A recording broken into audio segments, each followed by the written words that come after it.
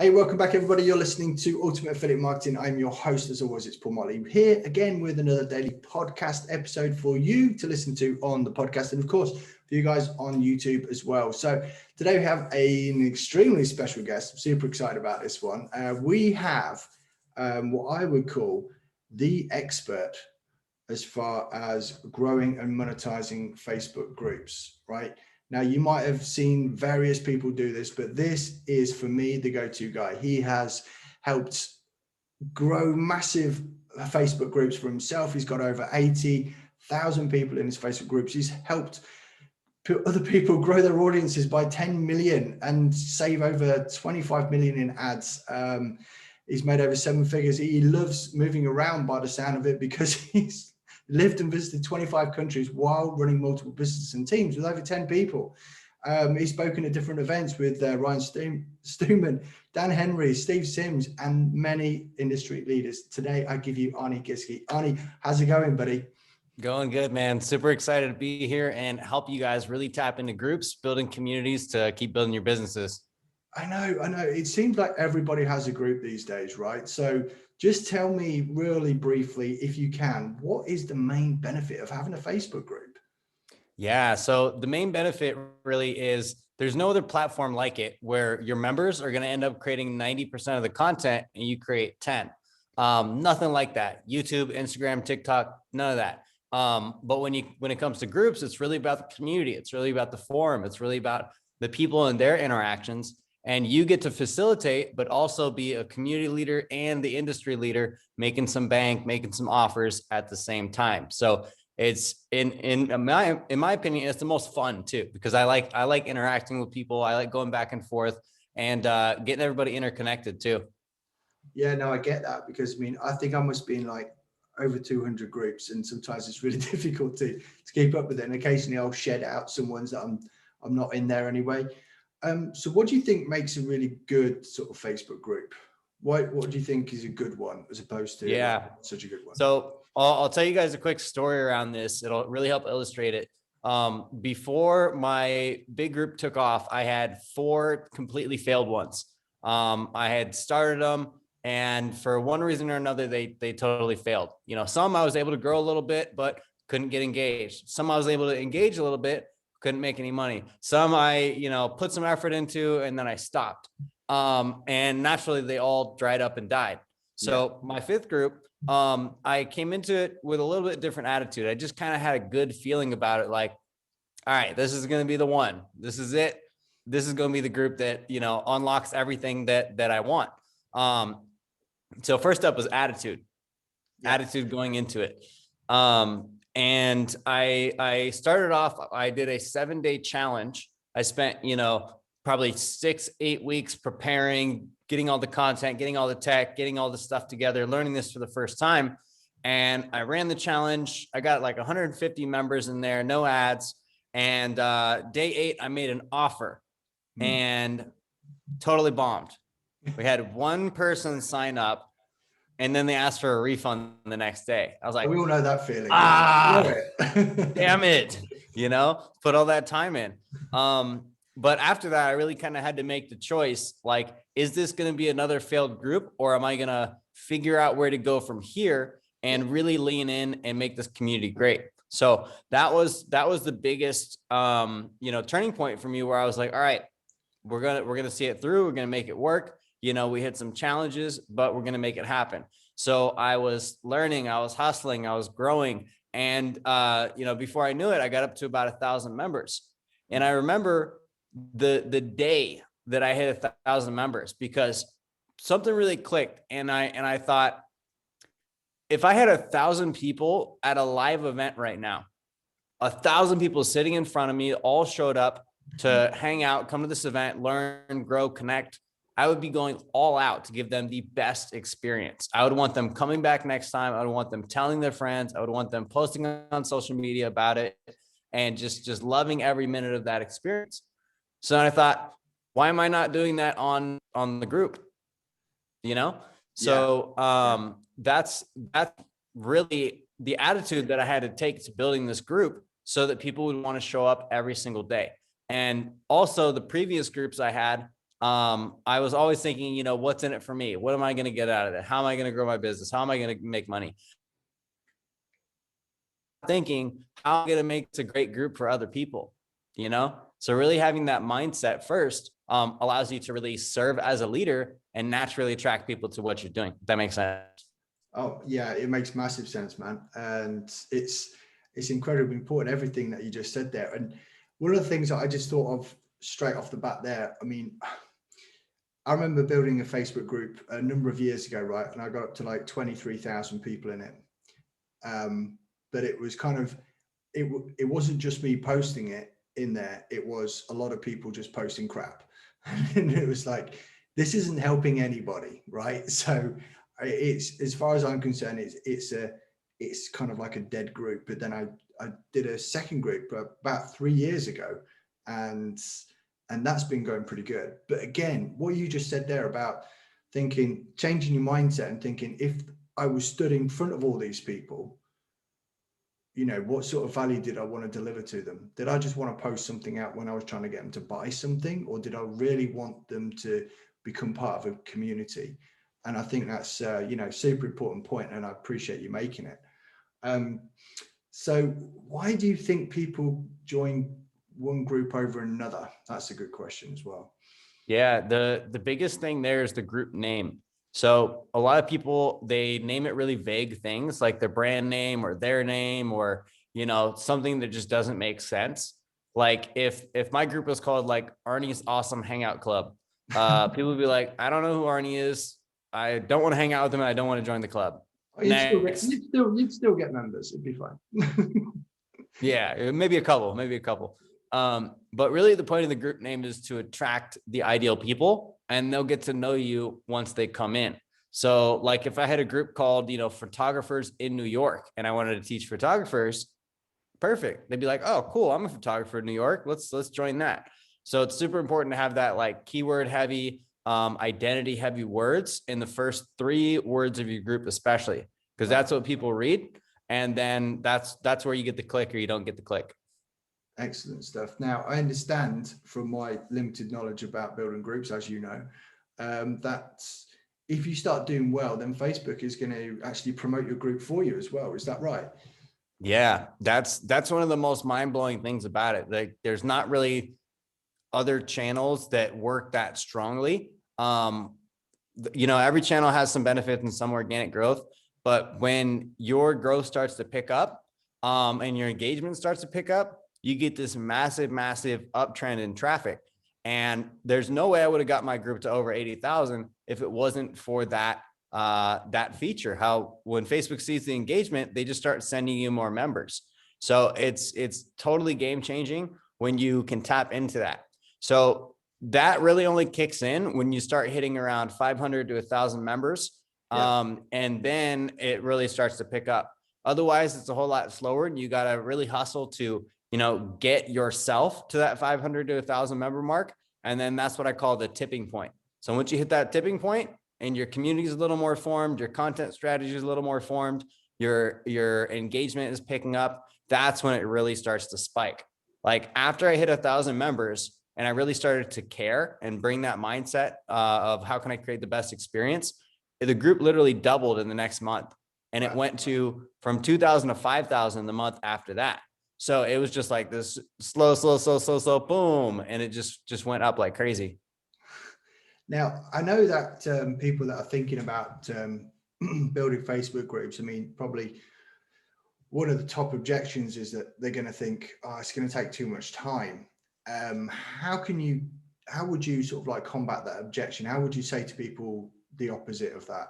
Yeah, great question. So if they have an iPhone, I want to dare them to look at their screen time on their phone.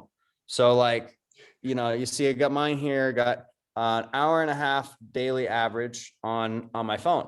I guarantee you everybody out there watching has at least 1 hour on their phone, at least daily. Before you do that, I'm going to try that now. Where do we find this on the phone? I'm on iPhone. So if you just search up screen time, you'll see. And this is embarrassing. This is embarrassing. For those of you that's a lot of time. For those people that are on the podcast, that's a daily average of 11 hours 45. You can tell what I do most of my business on, right? Yes, scary. That's absolutely. Scary. So everybody watching this, you got to be spending at least an hour a day. The Facebook stat is on average, people spend 45 minutes a day. If you're an entrepreneur, you work online, it's probably a lot higher than that. So it's not that you don't have the time, it's that the time that you could spend on building your own brand and platform is spent building it on other people's brands and platforms and engaging in their content. So it's just about a shift of priorities of saying, hey, my business, my legacy, my brand, my finances, my mission is so important to me. It's more important than watching that cat video or going on Clubhouse all day. All right. Yeah. Like what's truly more important? Because you have the time, it's just where you're spending it, you know? Yeah, I totally get that. And yeah, you bring up Clubhouse there. I think when it first came out, I was like, it was just a fascination. Again, it was that shiny object thing, you know, people just went on it. And then now what I'm seeing is people posting on Facebook, delete the app. It's a time waste, right? Now, for some people, I'm sure it's absolutely exceptional and they've made some fantastic connections and it's done extremely well for them. I know one of the other guys that was on the podcast a number of months ago, Simone, he's done exceptionally well through his connections on Clubhouse, but it's not going to help you really grow a group, you know, because again, it's kind of like we have 24 hours in the day. We all have the same amount of time. What we do with that time is our choice, and we can either decide to focus on what we're trying to achieve or focus on what other people are achieving, you know, and it's kind of a crazy thing like that. So I want to ask another question specifically about Facebook groups. Now, I'm sure you know some ways to grow Facebook groups organically. Now, without getting too deep into it, what would be your sort of like your 10,000 foot view of the best way for people to grow their groups? Definitely. So yeah, love to get into that with you guys. And we also have a group growth challenge happening this week as well. That's at groupschallenge.com. And I'll be taking you guys through some of the same principles that I'll show you here. You know, same idea, same types of content, but we go a lot more in depth. So I'd love to have you guys on the challenge. It's free. And big picture with groups is think of like a big empty swimming pool, right? How do you fill up that pool? Well, you stick a hose in and you turn the water on. The good thing is with the Facebook group, you can add more hoses, more traffic sources, and then turn up the water. Because it's going to fill up slowly no matter what. You know, it's a pool. It takes time. You have to be consistent and you have to consistently bring more people in. So the first exercise I start with people is doing what I call the spider web of group growth.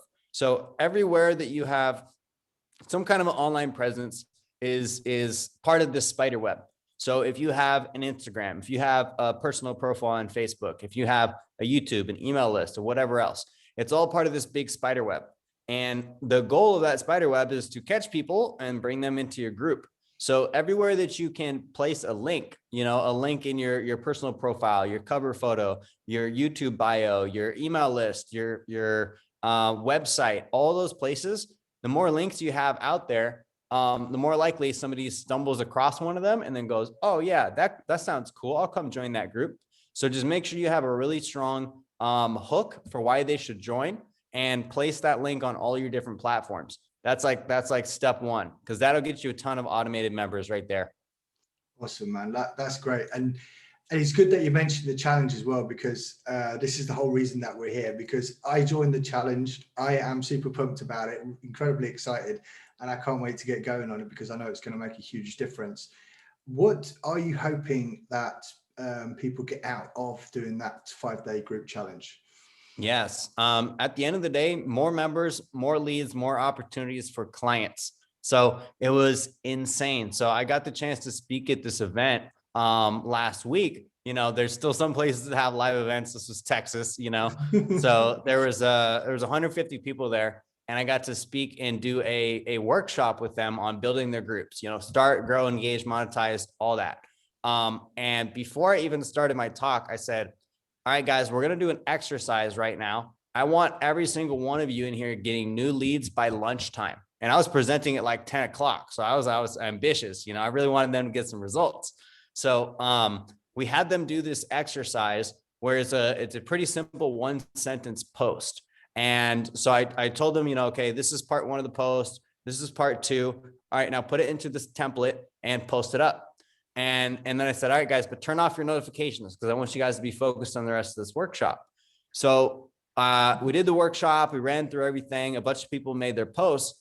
And by lunchtime, I'm sitting there eating my taco, hanging out. And then person after person after person is coming up to me saying, Arne, I got 10 leads. Arne, I got 25 leads. Arne, I got 120 leads just off of that post. What? And the next day somebody posted up and they said they got 1,100 leads off of one post. Oh man, that's serious. It was insane.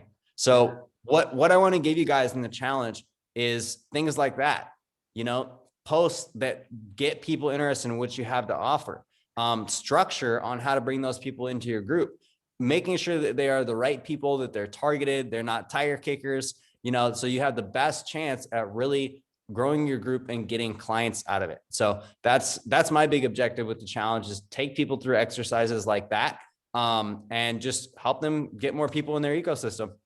That's crazy, man. And just running through the maths in my head there, someone that's got like 1,100 free leads. Now, if they were driving traffic to that, they'd be paying anything between $1 and $2. They might get a 40% opt-in rate on the page to get that lead. So you probably saved them about $5,000 straight off the bat. Yep. And that's just like off of one post. Yeah, I know. And if you could think to yourself, well, who doesn't want to save $5,000? It's like, yes, please. Everyone's hand goes up in the room. And Yep. it's crazy. And when you actually think about it, the power of groups is right there for you as well, because when you're trying to get people in, like you just said there, you're getting the right people in, and your targeting's good and everything like that. Everything that we've been taught about traffic, and you're being able to bring them into a community where you can then start indoctrinating them. You can then start building the relationship with them, and then eventually you can elevate them through your value ladder as well. It's it's pretty powerful stuff, man. And I just want to go over again. So we're going to put all the links in the notes, right? So if you're listening on the podcast, it's going to be in the show notes. If you're watching on YouTube, it is going to be in the description. So just tell me again what the actual website is, and when it starts. Basically, we need to know when we can get in. Yeah. So it's a groups challenge. Make sure you do groups, not just groupschallenge.com. And we're starting tomorrow. That's February 8th. But if you guys are watching this later on YouTube, you can always still sign up. We do these every now and then, and you can grab some of this content. So if you're seeing this, the week of February 7th, come join us. Even if you're a couple of days late, come in, catch up. We'd love to see you in there. That's awesome. Arne, it's been fantastic having a chat with you today. Super appreciate you coming out on a Sunday as well and doing this. We're going to think about Super Bowls and all that sort of stuff later on. But for right now, I just wanted to say thank you and make sure that everyone knows they do need to get in this group. I'm going to be in the group. So I'm going to be in that challenge. I'm super looking forward to it. So thanks again, man. It's been a blast. Absolutely. Thanks for having me. Appreciate you.